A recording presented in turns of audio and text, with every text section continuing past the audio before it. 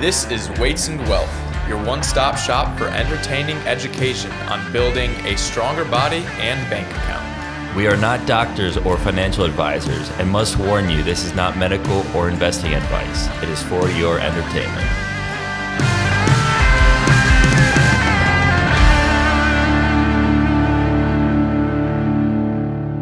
Welcome back to another episode of Weights and Wealth. As promised in a couple of prior episodes, we are doing a 5-part series on education. And this is kind of going off of episode 40, the one about the KGB guy who defected and how he talked about the Russians tried to infiltrate the American education system. And so we'll be going through a 5-part series, starting with the history, which is today's episode, and then talking a little bit about primary education, secondary, and so on, and just kind of how our education system came to be and some of the problems that we see with it. Absolutely. Yeah, and we should preface this by saying that Nick and I are not experts in this field. Neither of us are educators, although I guess technically... Is the podcast educational? Podcast is educational, and as a coach, I guess I'm somewhat of an educator as well. But Nick and I are not teachers. We both do have teachers in our family, so we do thank teachers for the work that they do. It's a very, very hard job, and it's not paid incredibly well, so Nick and I are very grateful for the teachers out there. We both have, as I said, we both have teachers in our family. So these episodes aren't meant to attack teachers because it really isn't a problem with the teachers as much as with the system. Yeah, it's how the system has been set up, essentially, and the curriculum that is taught, that is forced to be taught. Yeah, and the higher ups within the school system, all the administrators. Mm-hmm. Yeah, and now I had a couple of very good teachers, especially in high school. So this week's shout out goes to my 11th grade AP English teacher, Mr. DePel. We'll be talking about the Socratic Method at some point, essentially just posing questions and having your student reason an answer, even though that question isn't answerable. And we did a lot of that in that class. I'm also much more naturally gifted at math than I am at English, but I took this class right before I took the SATs, and that was the first time on a standardized test that my reading and my writing outpaced my math score. So thank you, Mr. DePel. I probably learned the most in your class of any class I've ever taken, including college. Did you have a lot of good teachers, you think, like growing up throughout school, or just a couple? I would say it was hit or miss. I did grow up in like a relatively wealthy area, so they were able to pay teachers a lot, and the better teachers tend to go where there's more pay. Yeah, same. So I did have some good teachers. I had other teachers that were more like babysitters, even in high school. Mm-hmm. I know another teacher that I had, my Latin teacher, Father Connolly, when I went to Salesianum. I learned basically how words are built, which is really interesting and I think is very important. There was a lot of memorization, but through memorizing, I kind of learned things. Like our vocabulary tests were essentially a root Latin word and then 50 words that came from that root word. And that also made us learn what the prefix means as well, mm-hmm. because words come from places. They're not just kind of made up, like different parts of the word mean things. And when you put them together, it has a meaning. Yeah.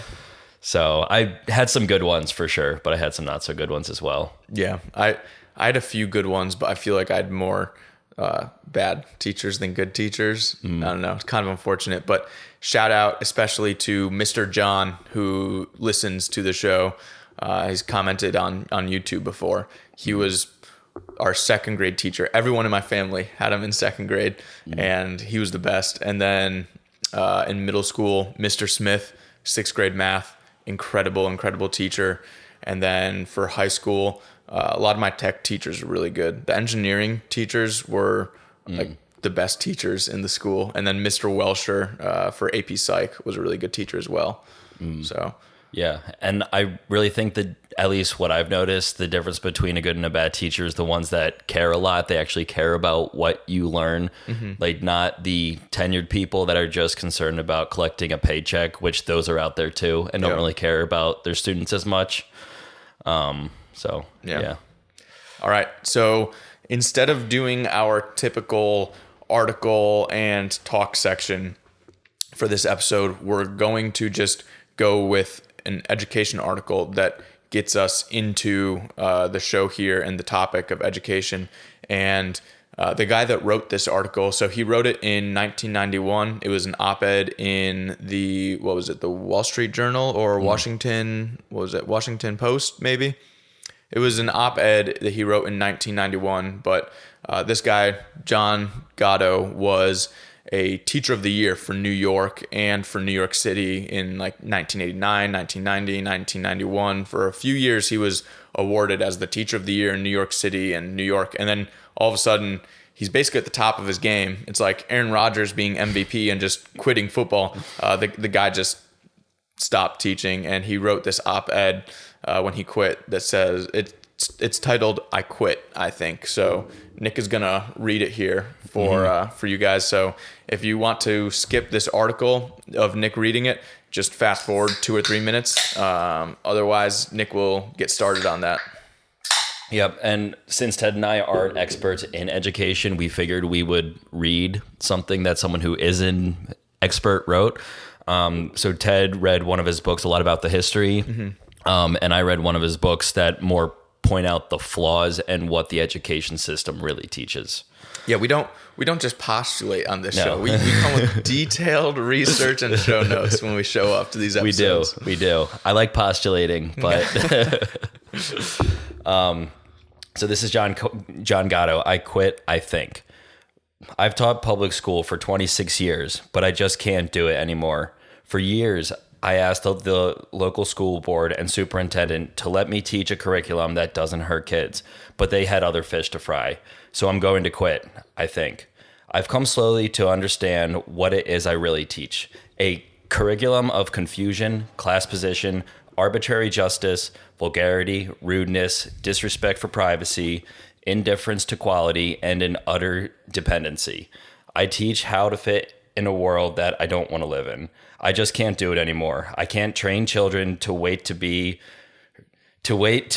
told what to do. I can't train people to drop what they are doing when a bell sounds. I can't persuade children to feel some justice in their class placement when there isn't any. And I can't persuade children to believe teachers have valuable secrets they can acquire by becoming our disciples. That isn't true. Government schooling is the most radical adventure in history. It kills the family by monopolizing the best times of childhood and by teaching disrespect for home and parents. Any exaggeration? Hardly. Parents aren't meant to participate in our form of schooling, rhetoric to the contrary. My orders as a school teacher are to make children fit an animal training system, not to help each find his or her personal path. The whole blueprint of school procedure is Egyptian, not Greek or Roman. It grows from the faith that human value is a scarce thing, represented symbolically by the narrow peak of a pyramid. That idea passed into American history through the Puritans. It found its scientific presentation in the bell curve, along which talent supposedly apportions itself by some iron law of biology. It's a religious idea, and school is its church. New York City hires me to be a priest. I offer rituals to keep hearsay at bay. I provide documentation to justify the heavenly pyramid. Socrates foresaw that if teaching became a formal profession, something like this would happen. Professional interest is best served by making what is easy to do seem hard, by subordinating laity to priesthood. School has become too vital a jobs project, contract giver and protector of the social order to allow itself to be reformed. It has political allies to guard its marches. That's why reforms come and go without changing much. Even reformers can't imagine school much different. David learns to read at age 4, Rachel at age 9. In normal development, when both are 13, you can't tell which one learned first. The 5-year spread means nothing at all, but in school, I will label Rachel learning disabled and slow David down a bit too. For a paycheck, I adjust David to depend on me to tell him where to go and stop. He won't outgrow that dependency. I identify Rachel as discount merchandise, special education. After a few months, she'll be locked into her place forever.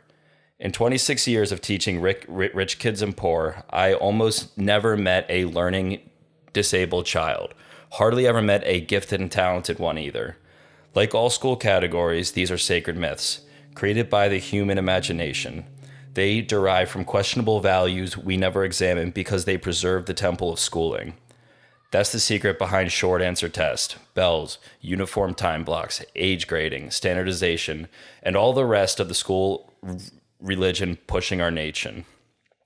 There isn't a right way to become educated. There are as many ways as fingerprints. We don't need state-certified teachers to make education happen. That probably guarantees it won't. How much more evidence is necessary? Good schools don't need more money or a longer year. They need real free market choices, variety that speaks to every need and runs risks. We don't need a national curriculum or national testing either. Both initiatives arise from ignorance of how people learn or deliberate indifference to it. I can't teach this way any longer. If you hear of a job where I don't have to hurt kids to make a living, let me know. Come fall, I'll be looking for work, I think. When I read that, I thought it was a really impactful op-ed, and there's a lot of points that we can maybe hit on before we go through the timeline of the history, because this first part of this 5-part series is going to be solely based really around the history of education.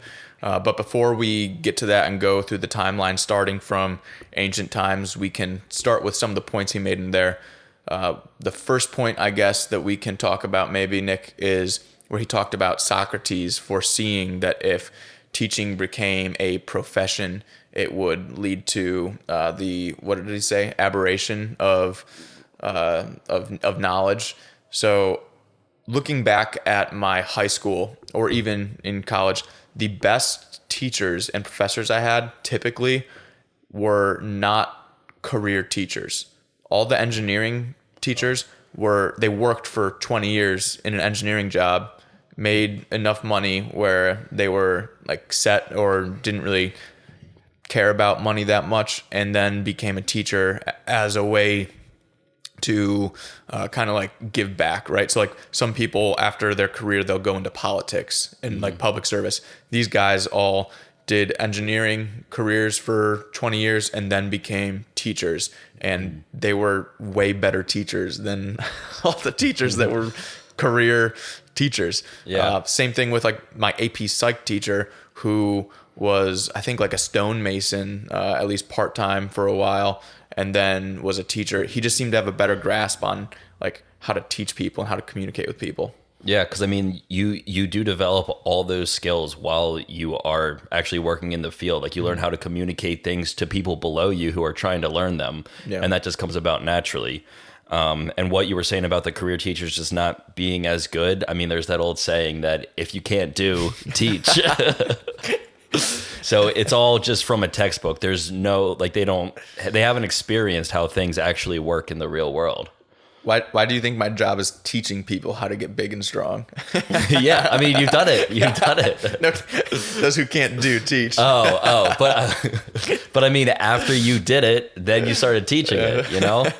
Yeah. But I think there's some truth to that.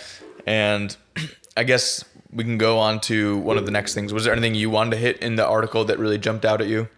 I mean, a lot did, but we'll also be covering a lot of it in depth, like the curriculum, like the different things that aren't subjects, like the confusion, all those other things. We'll be talking about those in a following episode, so I don't want to go too deep into them right now. All right. Another thing that I thought was really good that we can talk about real quick is how he talked about the differentiation between when kids learn to read and just kind of like these two highways of going into like honors classes and being a good student or going into the special education route. I learned to read at a very young age because my parents taught me how to read at a really young age. So when I was in kindergarten, like in the fall, I moved up to first grade, I think in like November. And my parents also made sure I was always doing my math facts. So they were really good about having me do my homework. So because of that, I was really ahead in reading and in math.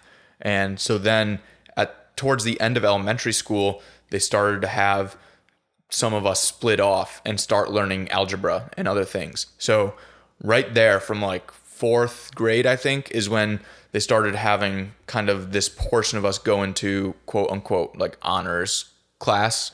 And from there, we were ahead for sixth grade algebra and geometry. And that started this chain of reactions where starting in like sixth grade, I was in honors English and honors math.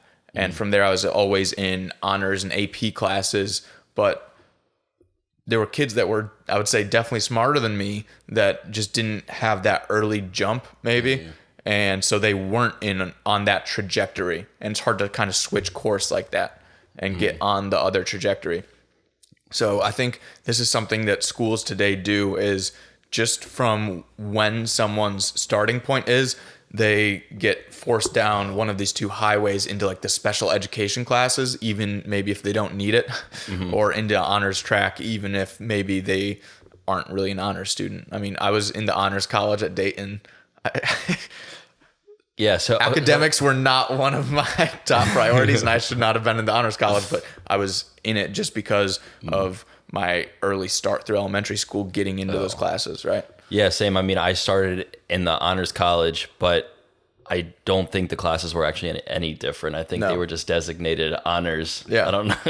Maybe because that's like the end of the highway. I don't know. It just makes people continue to feel good about being in honors classes. It's like, oh, we got to take an exit off the highway. I guess this is it. Yeah. And I mean, people do learn at different rates. But I think, once you're on a highway, you're kind of on it, and it's much harder to make that jump later. Yeah. Whereas, I mean, like I had the same thing. I think it was fourth or fifth grade that we started to switch classes for math. Mm-hmm. And, you would have like the 4 different levels. And if you were in the top level, you were learning more stuff. But then once you were there, to continue to build off of it, you had to stay in that honors class.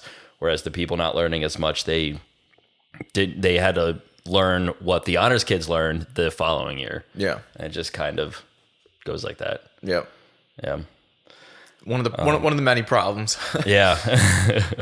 All right. Should we jump into the history timeline? Yeah, sure. So, I mean, in the article that I just read, it mentioned that our blueprint is Egyptian, not Greek or Roman. And I mean, you study the Greek and Roman philosophers. I have never studied an Egyptian philosopher because they weren't really thinkers. The Greeks and the Romans were the thinkers. I mean, the Egyptians built the pyramids, but slaves built them, workers. Did they build the pyramids? Did they? Okay. Yeah, I mean, Ancient Aliens reference.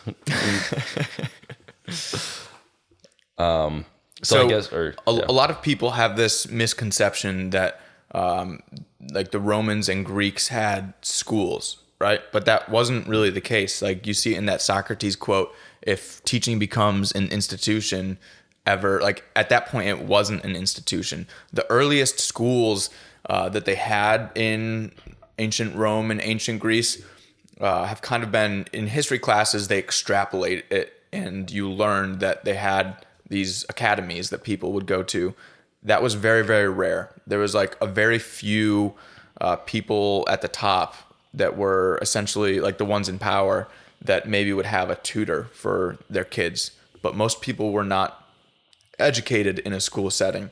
So that was something that I learned when we were doing the research for this, where like in history classes growing up, I'd always learned that ancient Greece and ancient Rome started schools for their kids, but that really wasn't the case. And the schools that did exist, like Plato's Academy in ancient Greece, which was like the first one, it was people would show up and discuss things, and that was the school. It wasn't a class where you'd have one teacher and 80 people there. It was just a discussion where people could talk about things, and it was more of like a place that people would meet. It wasn't by any means a class setting. So going back through this timeline, we see right away at like the earliest point, things that we were taught weren't really true. So as you learn more through this timeline of education, you're probably going to hear a lot of things that you never learned in your history classes about education. And yeah, like back with Plato and Aristotle and Socrates,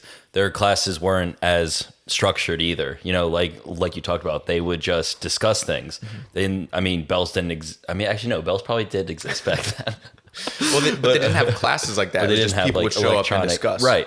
And they didn't have bells that signified an end of learning on one topic and the start of another. It was just kind of continual as discussion develops, which is what we kind of do here. Like we create outlines, but sometimes our discussion just goes places and we don't really try to exactly follow the exact structure of our podcast outline. Yeah, we just kind of talk until we're done discussing the topic, and then we move on. We don't have like a certain time limit, which is why you see our episodes vary so much. A lot of our interviews are longer and might be close to like an hour and a half, but our normal episodes, some are 25 minutes, some are 35, some are 45. It really just happens however the discussion naturally comes to an end. We say, thank you for listening. Yeah, and I think in the beginning we tried to script them a little bit too much, and they were very, very structured. And now that they're less structured, like we have bullet points that we like to talk about, but then we just kind of talk about them. Yeah, and in the beginning our outlines were much more like this thing, then this thing, then this thing, whereas now our outlines are just the research that we've done for each episode. We just put bullet points of the research, which sometimes maybe isn't as good because sometimes we look at our paper and we have to decipher what the different bullet points mean. It takes a minute to find. Because they're out of order. And it's just like bullet points of random research things that we found, different links. Yeah. But I love how in our outlines, we literally have like blue hyperlinks to things. And the other day, Nick was pointing on the link. Did I ask him to click on the link? But another thing about the Romans and the Greeks, it wasn't like they were locked in a classroom either. Whereas today, kids are locked inside for like 7-8 hours a day. They would be outside looking at the things that they're learning about, like almost like a field trip every day. Yeah. And also that was when the apprenticeships were also a much more common thing. Like to learn to do something, you would just go to a person who does it and then learn from them. Yeah, and we'll get into more about the like apprenticeship versus school kind of contrast when we get through early American education. But the other big thing that we should probably hit on is the Socratic Method. So Nick was explaining earlier the Socratic Method. Nick, do you want to talk about that a little bit more? Yeah, sure. So, I mean, at least the way I understand it is that you essentially ask a question that has an unanswerable question, which we did at the end of the cost of healthcare episode. Oh, yes. What is a life worth? Like, that's a question that doesn't really have a correct answer, but the important part is being able to reason your way to an answer. And you can't really say that someone's answer is right or wrong. You know, if somebody said a human life is worth $1, that would put up some red flags for me. But just being able to justify your own position helps you to develop those critical thinking skills. Yeah. Another exercise that I kind of like to do is to take the opposing side of an argument. So take something that you believe to be true and go to your opponent's side and try to reason why they're correct, because you might refine your own viewpoint. At the end of high school, when I was doing my interview for ROTC to get in and get like the ROTC scholarship, I'm not sure if this is normal and if the lieutenant colonels that conduct interviews usually do it. But for mine, at the end of the interview, he said, "Okay, now I want to see your critical thinking skills." And he looked at my resume and saw that I was like debate club officer and asked about I think he said, "What's an issue that you recently debated in like your debate club?" And I said gun control. And he said, "Okay, I'm going to flip a coin. Heads, you have to debate this side. Tails, you have to debate this side. And I'm going to see your critical thinking skills." He's like, "I don't care which side you're on, but you're going to have to defend whichever side the coin lands on." And I got the pro gun control side, and I had to present the argument for it, which I was very comfortable doing because for political stuff, I always try to look at both sides and learn the opposing argument because it strengthens your argument, right? It does. Yeah, one of the things, so my AP English class, they kind of taught to the AP exam. And the question on the AP exam would kind of be like more of a moral question, like kind of like what I talked about. I mean, gun control, stuff like that always came up in class, and people would take different sides.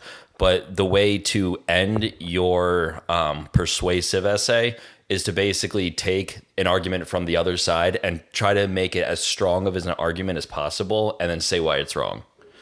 So yeah, and it's a good skill to have, but I feel like in a lot of the current education climate, you don't learn how to do that. There's not a lot of critical thinking that's taught. It's a lot of memorization, which is unfortunate. I feel like that critical thinking and discussion aspect is such a huge part of education and learning how to think, not what to think. Yeah, and people like to kind of scoff at the devil's advocate arguments. I think they're extremely valuable. I mean, I was just talking with my roommate the other day, and he said in his debate classes that he would always be like the lone person taking the unpopular opinion. And it wasn't because he believed it. It was just because he was trying to develop his own thinking skills. Yeah. What's famous, I don't know if it's a short story or what. I think it was developed into a movie. We went over it in English class in middle school, 12 Angry Men, where there's one juror that like refuses to side with everyone just to make sure that the guy isn't guilty. And then he convinces everybody else that the guy is not guilty. So standing up for that opinion that no one else is standing up for, you can learn a lot about like that opinion just by doing the devil's advocate scenario. And maybe it's right. And just by standing up for that, you'll learn a lot about that opposing side of the topic. Yeah. All right. So moving on through ancient education, Nick wrote down Spartan versus Athenian. Do you have anything for Spartan versus Athenian education? I know the Athenians were the first to really develop a real urban area. I read a book called The Other Greeks, which is all about the roots of Western civilization through the lens of agriculture instead of through the lens of military, like we're usually taught about the ancient Greek city-states. And it brought up how, over and over again, how the Athenians really developed this urban population that a lot of the other city-states didn't, that were more focused on farming. And because of that, the Athenians kind of were, I don't want to say corrupted, but they turned against the farmers more so than the other city-states. And then they had not really education, but more like of the apprenticeship kind of education compared to something like the Spartans that were all military education, right? It was all physical activity and drills to prepare. So I guess the Spartans could be considered more of like a modern day memorization kind of a thing, whereas the Athenians could be considered more of like a open, learn for yourself by doing an apprentice kind of scenario.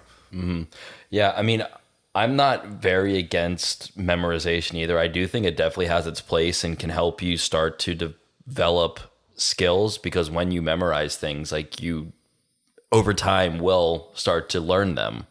But I mean, learning is much deeper than just being able to recite like vocabulary words and history. Understanding the why is very important, which is why I talked about my Latin class. Like the end goal was to be able to deconstruct a word. And that also allows you to kind of have a sense of what words mean without actually ever having seen that word before.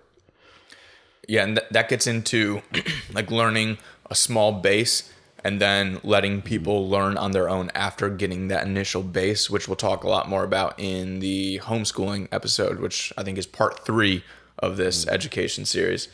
But that also kind of leads us pretty well into early America. Do you want to start talking about that, like George Washington, Ben Franklin, and their education? Yeah, so in early America, kids were taught how to read by their parents typically, and then there weren't really schools like we have today. So especially in the 1700s, there really weren't any schools. People would learn how to read.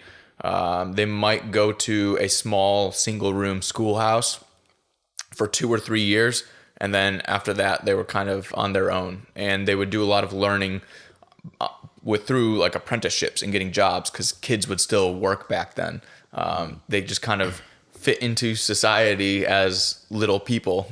They weren't given like time like kids are today to just kind of play as much as they started working and learning through work. So it was a very different societal structure. I think today a lot of schools act almost kind of as daycares, like John Gatto was saying in that op-ed, whereas kids back then weren't sent to school as a daycare. They were sent to learn the basics for a year, 2 years, 3 years, if they went at all. And then from there, their daycare, I guess, was their job once they were old enough, once they were like a teenager. And you see this if you look at Ben Franklin, George Washington, Thomas Edison, this was all kind of their story. So like Franklin and Washington were doing pretty high level math in their late teens. George Washington was a land surveyor. So he was doing a lot of math to calculate different elevations. And that's where, like, you've heard of Mount Vernon as Washington's home. He picked that spot because he was a big land surveyor and recognized it as a really good spot on a hill. But that's how he made a lot of his money early on, was being a land surveyor, which you definitely need a lot of math to be able to do well. Yeah, and I don't know. I used to kind of think that like people back in like the 1700s, 1800s, like they weren't very smart. They didn't really, know what they were doing. But George Washington was doing high level math. According to John Gatto in the book that I just read, the literacy rate was near 100%. Yeah. Most people could read and write, and they didn't need to go through, I don't know, what is it now, 12, 16 years of education. Yep. People were reading high level books, and like some of the more popular books were selling 4 million copies back then. And it was a very, very small population. Like most books today don't sell 4 million copies. And so that means all the farmers were reading those high level books. Right. It wasn't just like just a few elites in the city that were reading high level books. Like everyone knew how to read because it was important. Yeah, and I forget which book it was, but he mentioned a book specifically that sold 600,000 copies in a time when the U.S. population was 3 million. So he sold to a fifth of the country, and like that was also back when it was much harder to transport things at the time. Was that Last of Mohicans in the early 1800s? No, this was 17. I'm pretty sure it was 1700s. Okay. I forgot the name of the book. But one other thing that you said that I want to hit on is that today, like, we have schooling and then we have working. Like, they're kind of two separate things, and kids are almost kind of seen as like a different class. Whereas back then, kids, I mean, they knew that kids had to learn, but they really valued learning through work. And that kind of gets into child labor, which no, kids shouldn't be sitting in the textile mills 12 hours a day, but you're not learning anything when you're doing that. If you work 4 hours in a day, I don't think that's bad for a kid to do. You learn a lot through actually doing things. Reminds me of the meme, the children yearn for the mines. What is that? I haven't seen that. But if you look at Thomas Edison, like Nick is saying, working 4 hours a day, right? Like a lot of these kids back then wanted to work. Thomas Edison, everyone knows as getting involved with like the light bulb and inventing the light bulb after like 2,000 tries. But Thomas Edison got his start working by working as an apprentice for a printer. And he convinced the printer to let him start writing his own pamphlet at like the age of 10 or 11. And then he started selling these pamphlets out of the backs of trains and was selling like hundreds of these pamphlets and making money at like the age of 10 or 11. He was like a good writer, good enough to sell these pamphlets to hundreds of people a day on trains. So that's also a lot more free range parenting than we have now. Most parents won't let their kids out of their sight. Yeah, and I mean that's another thing that I think a lot of people don't realize is how many of these really smart people that we read about started at such a young age, like started in their teens with their work. Yeah. Like they didn't start after they had gotten their PhD at age 30. They started when they were, 15, 16, and Thomas's and Edison's case, it was 10 or 11. Yeah. And if you want to read more about some of the examples, John Gatto's book, The Underground History of American Education, goes through a lot of them. Specifically, I remembered the examples about Franklin, Washington, and Edison, but it's a very good look on just kind of how society was structured back then compared to now. And then as we delve more into the history here, the model that we have today for education really comes from India, from the British colonization of India in the 1800s, or the 1700s. So in the British occupation of India in the 1700s, there were some of the British colonists observed how the Indians had their two lowest castes really educated as masses. They would have 100 or a couple hundred of these children in a room, and they were all taught in this large room by one person. And there was a system where there would be like section leaders, and they would just distribute the instruction down through the person at the top down to the couple hundred people, however many children were sitting in the room. And this is where that style of almost like a daycare, where you have all these kids getting separated from society, really came from. So some of the British colonists saw this, observed it, and then tried to bring it back to England. And one thing that John Gatto talks about in the book I read is the dependency. Like, they had to wait for instruction from a superior to do anything. They couldn't really do anything on their own. They couldn't just learn on their own or start talking about things. It was very top down, whereas in the Greek and Roman times, they would just converse and discuss different topics. And the kids could actually lead the discussion, not some arbitrary authority figure who is called the teacher. Yeah, so Andrew Bell was one of those British guys that noticed this. He became a superintendent of the schools over in India, and one of his observations was that he thought it would be perfect for Britain because it made the kids docile, conforming, and perfect for the Industrial Revolution. So this is end of the 1700s, beginning of the 1800s, when you needed people to go to work in factories all day, and you needed people to be very conforming and docile and not really want to go out on their own and learn for themselves and be entrepreneurial, right? And yeah, and in those textile mills, like, they had, the bells, and like you had to listen to your superior to stay in check the entire time. And these schools were kind of a pipeline for that. They created good workers, not free thinkers. Yeah, one of the other things that Bell said in 1797 was that the Hindu drill style of teaching was an effective impediment to learning and an efficient control on reading development. So are these schools that Bell wound up creating meant to help people learn how to read or help hinder them learning how to read? Yeah, I mean, that's what Gatto seems to think, because he talks about over and over just the confusion that he feels like he teaches, and that it pretty much hinders kids from learning. Yeah.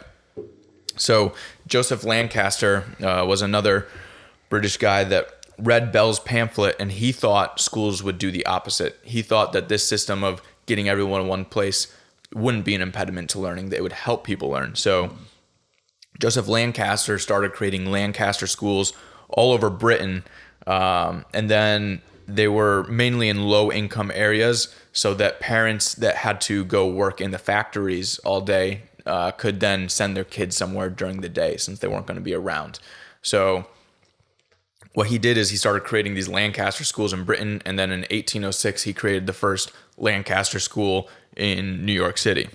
So that's the first really modern school that we had in America, was 1806. And this is also when we almost start to view school as like a babysitter, or like a daycare center, just to watch the kids while the parents have to go work. And the parents don't really have any influence on their children's education. Yeah, and this is why you saw this spreading just really in urban centers during the Industrial Revolution.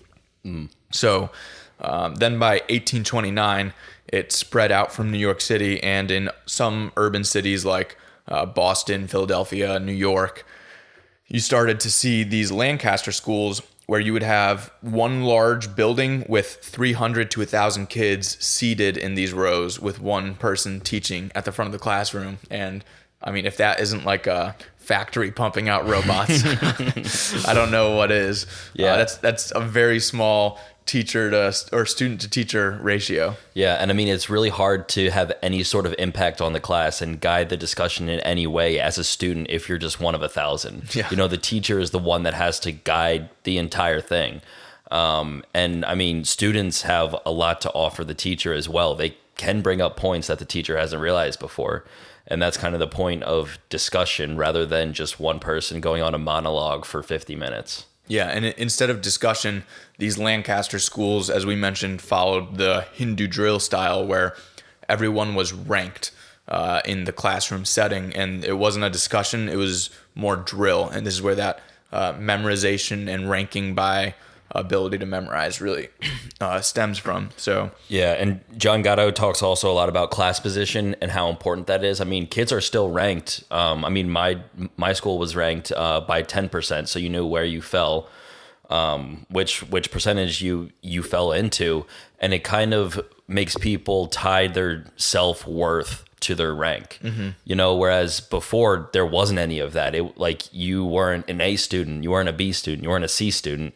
You were just somebody learning. And I think that's something that also really hurts kids' self-esteem is when they get a C as judged by their teacher and they kind of have this like negative self-view now as, oh, I'm a dumb kid. And it just kind of hinders them in the future. And it's kind of like a self-fulfilling prophecy where if you think you're dumb, you're not going to try, and then you just don't learn.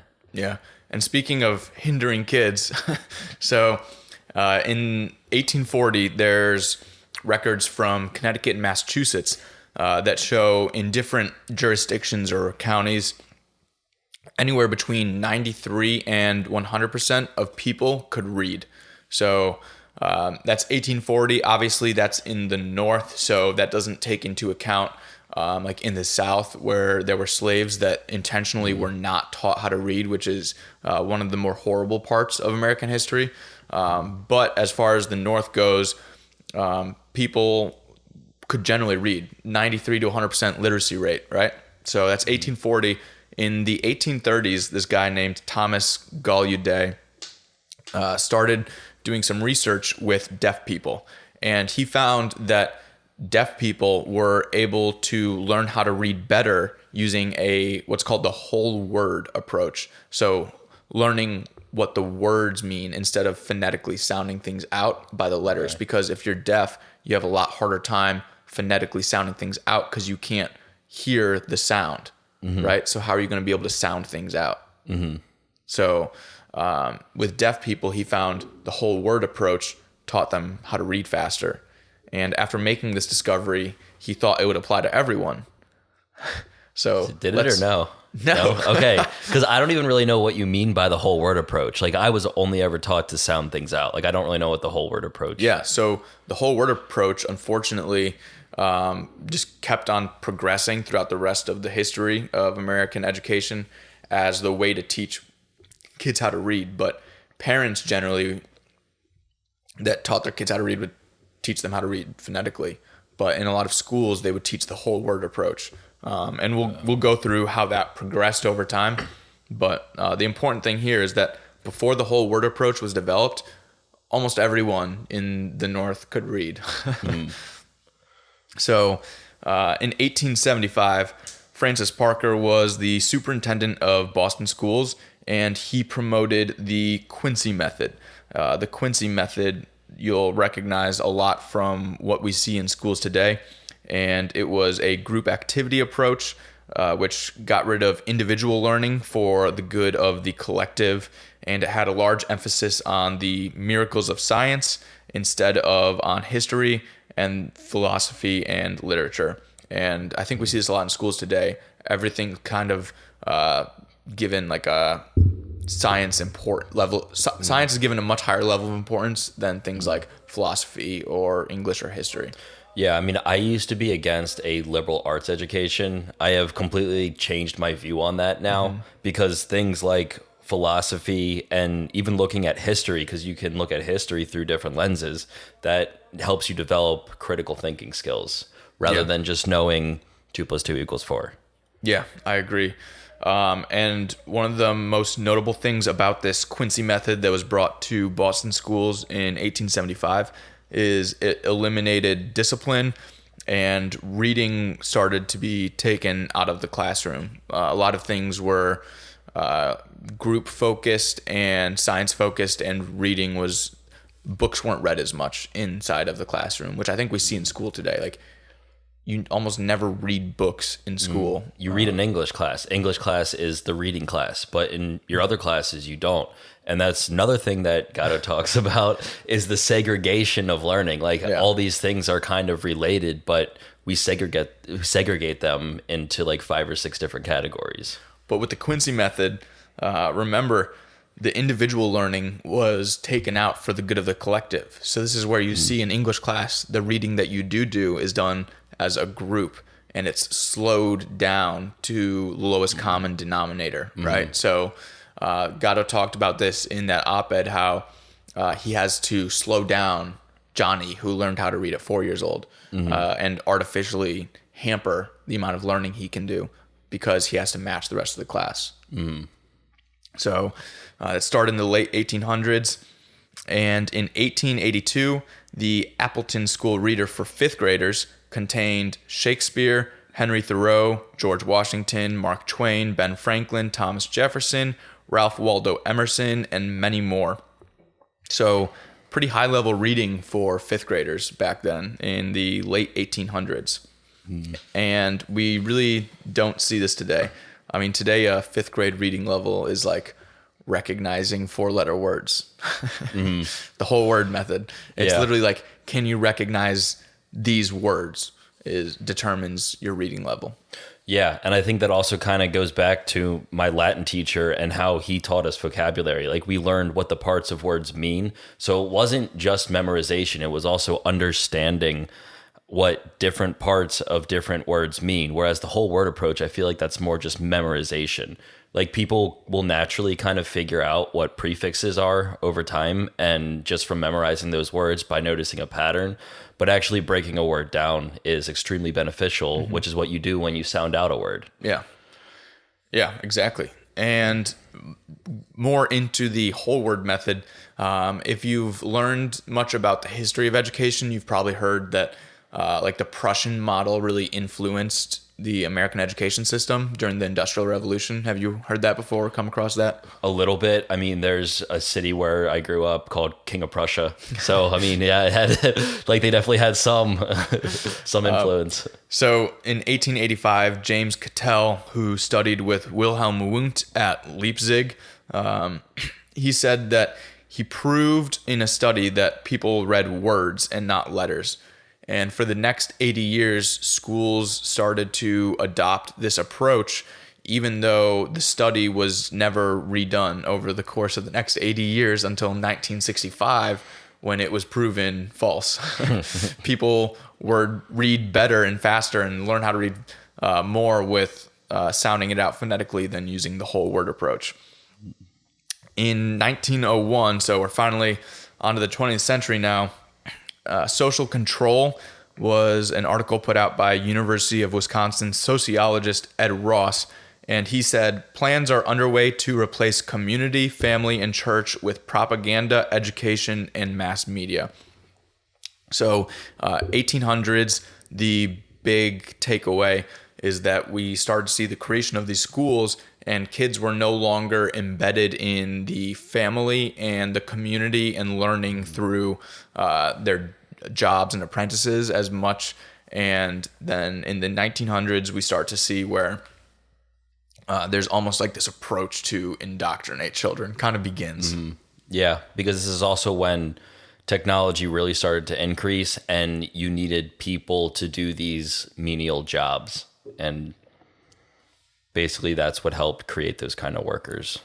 We're going to take a quick pause. I have to pee, so we're going to take a quick break and we'll be right back. Okay. And we're back. Sorry about that. All right, so moving on to 1906, as I said, this is where the indoctrination slant kind of starts to come into play.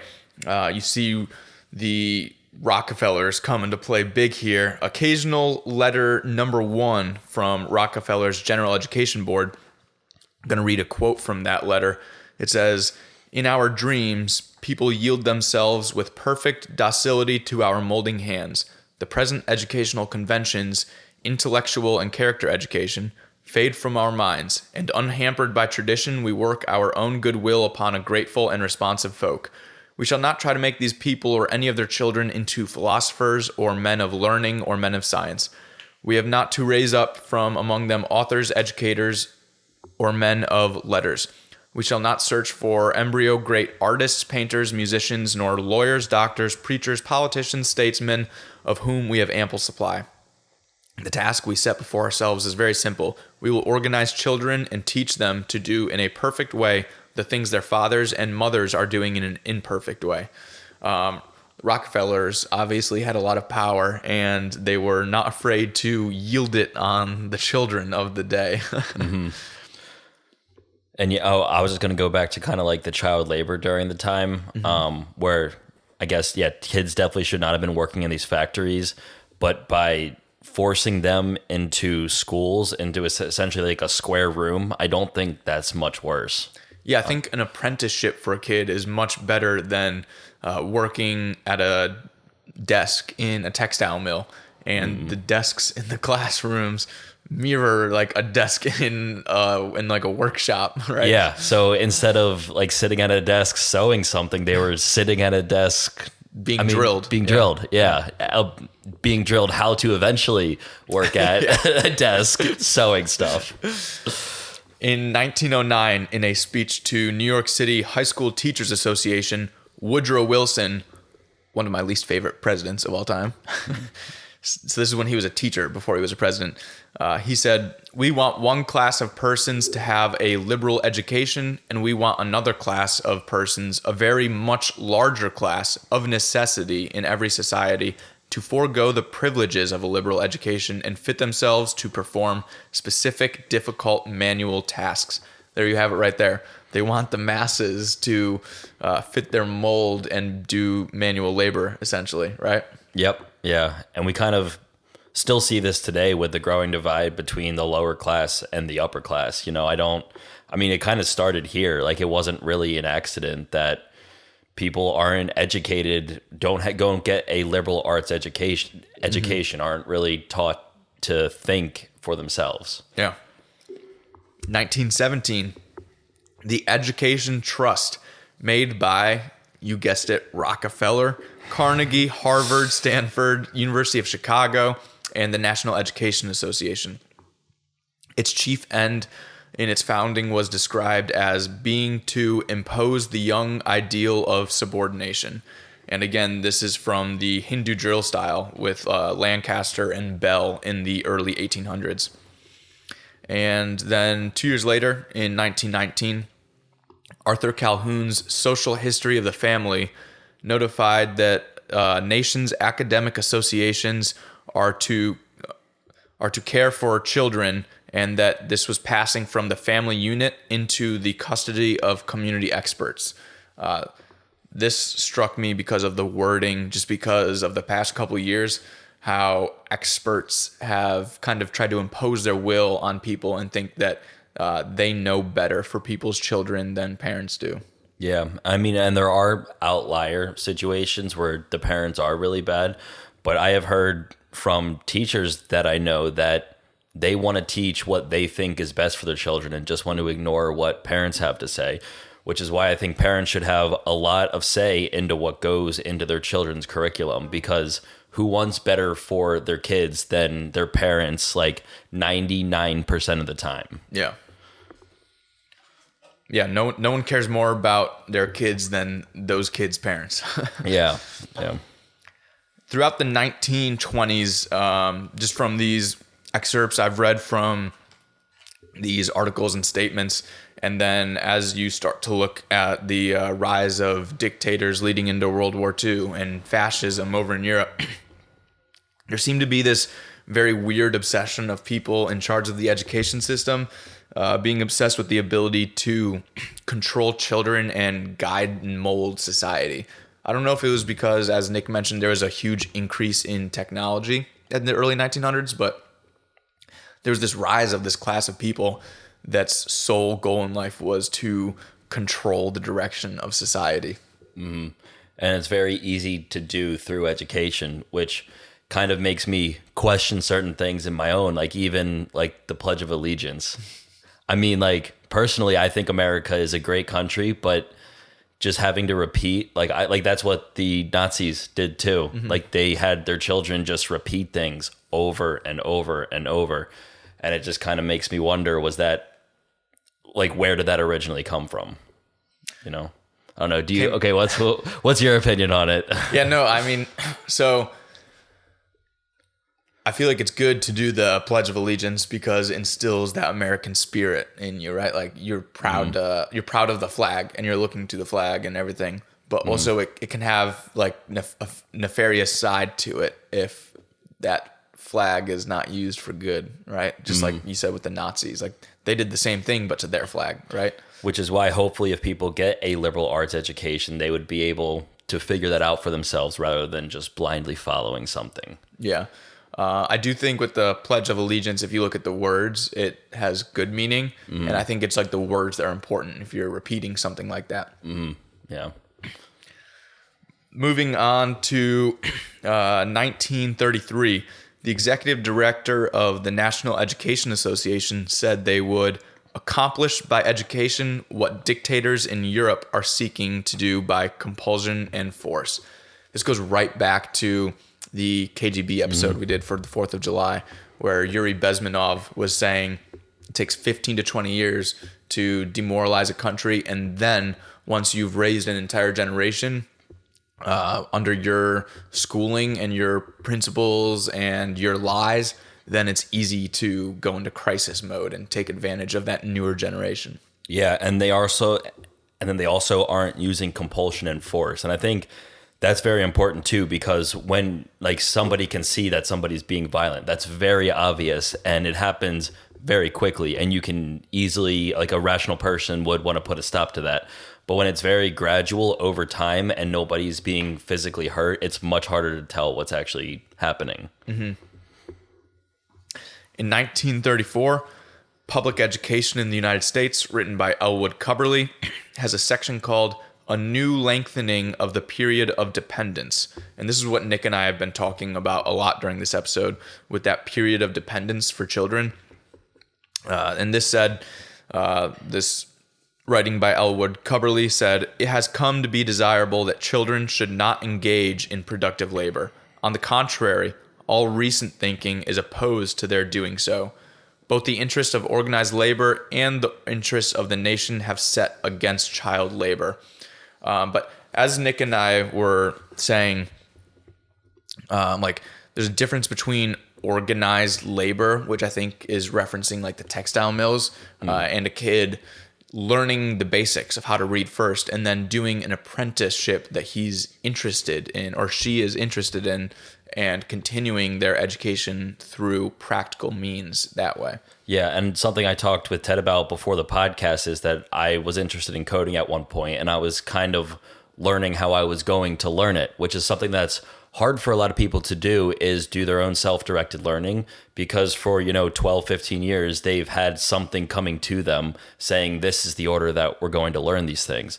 So I would have had to essentially come up with my own curriculum, and just from reading on the web of how people have learned how to code, the best way is to learn the basics and then just to do a project and then Google things or go on, I think it's GitHub or something like that. Or there's some site out there that has a bunch of coding language, and just grab stuff from that. And then you gradually see how everything kind of works together. I think people learn a lot better by doing things than by just being like told. I mean, like we always learned in school, there's visual, auditory, and kinetic. And I always remember that majority of kids were kinetic. Like they learn best by taking things apart and then putting them back together. Not just being told what is. Yeah. Yeah, I especially see this with anything mechanical. like when I was first starting to learn about guns and like a rifle, I didn't understand, like I didn't know the vocabulary. And even though it was being taught to me, I had a really hard time with like the vocabulary of different parts of the gun and where everything went. But then once I actually got my hands on a rifle and learned how to assemble and disassemble it, immediately I like learned it like it's so much faster than just being taught through a PowerPoint. So I do think a lot of people learn better through doing hands-on learning. I think it makes understanding something a lot easier because when you read it, you can be like, okay, that makes sense, but you still kind of have to like memorize the order of it. But when you are taking apart a gun, you kind of understand now how it actually functions because you can see it happening. Yeah. Rather than just like seeing a diagram of it. Yeah. And when you first start learning how to take a gun apart and put it back together, you mess up one or two times and something doesn't fit. And then you realize, oh, this affects this, which affects this. And then you just learn the whole system as a whole.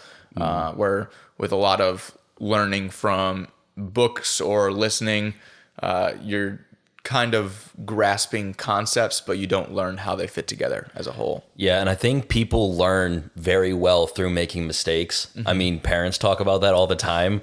Like, just take my word for this. I made this mistake. And then the kid goes and does it. And they're like, see what I told you? Yeah, but because people tend to have to do things themselves to figure things out. I'm trying to get to the point where I don't have to do that because it's a lot easier. But there's a saying that like, smart people learn from other people's mistakes. Normal people learn from their own mistakes, and dumb people don't learn from their mistakes. Okay. Yeah. Yeah. Oh, and then also I just want to point out that I don't really get upset by mistakes. I can honestly say that I view it as a learning opportunity now, especially at work. Like when I do a tax return and like the manager comes to me and says, you did this part completely wrong. I try to not let it get to like my ego at all and just view it as a learning opportunity, because then if I learn how to do it correctly, I won't make that mistake again. And I also can't expect myself to be perfect after doing this for like 2.5, 3 years. That's a huge perspective changer on life too. Just treating failures as points of learning and not as something horrible that has happened, because it's all about your perception. And I mean, that will have a huge impact on not just your mood and your emotions, but also how productive you become. So, yeah, and it definitely facilitates learning very well, because rather than harping on the past and what I did wrong, like I can't do anything about that. The only thing I can do is not make that same mistake again. Yeah. So, the same Elwood Cubberley that we just mentioned, who wrote Public Education in the United States, also said that schools were to be factories in which raw products, children, are shaped and formed into finished products, manufactured like nails, and the specifications for manufacturing will come from government and industry. So this is that industrial revolution bond between big business and government forming the education system, and this growing administrative class feeling like they are responsible and that they have the right to kind of manipulate society. So just the whole 1920s, 1930s, very, very interesting to me how this class of people just thought that they have like the responsibility to take control of everyone for their own good. I don't know. Yeah, and I think this is when we really started to see like modern education. I mean, I don't think it's really changed too much since then. It started right after the Civil War, I believe, having more, like most people thought that schooling should be mandatory. And then it kind of gradually built up to the 1920s, 30s. And I mean, I think based on what you said, it's very similar to what it is now. Yeah, and the numbers of people that were in approval of mandatory public schooling were really not high in the like mid 1800s, once schools became more common in urban places. But then they just started to increase over time as the Industrial Revolution came further and further along, as more people's jobs were in factories and those parents weren't around at all.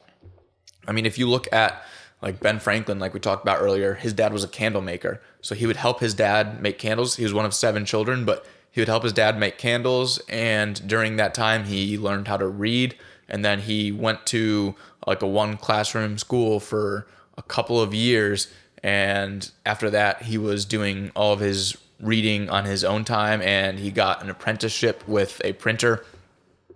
And from there, like, he spent a lot of time with his dad while his dad was working, because his dad wasn't in the factory. But starting with the Industrial Revolution and just increasing with it over time as more and more people moved to the cities to work in factories, his parents weren't around at all, and so kids had to go somewhere during the day. Yeah, and also these large corporations were kind of new. Back in like the 1700s, most people were essentially entrepreneurs. Like, they didn't work for these giant conglomerates. They were like a candlestick maker, who would, and their business and their home weren't always separate either. Like, a lot of people lived above their work, and would just go down to the downstairs, open up shop, and work for the day. And that also provided their kids a great opportunity to learn from them. So, moving on to the 1920s, 30s, and 40s, the whole word method started to really catch on and become adopted by these different schools. And with that, we saw a big decline in literacy rates. So Nick and I covered earlier that Connecticut and Massachusetts in, 1840, there was a 93 to 100% literacy rate by county. And if we look at the records, the best records we really have of literacy rates probably come from the Army. So the Army knows how many 18-year-old men are literate, because when they draft people, they need to know if you can read so that they know if you can join the Army. So over the course of several decades throughout the 20th century, we have pretty good statistics of 18-year-old men, which is a pretty good grasp on that age group as a whole in society during that time for literacy rates. So in 1933, volunteers had a 98% proficiency rate.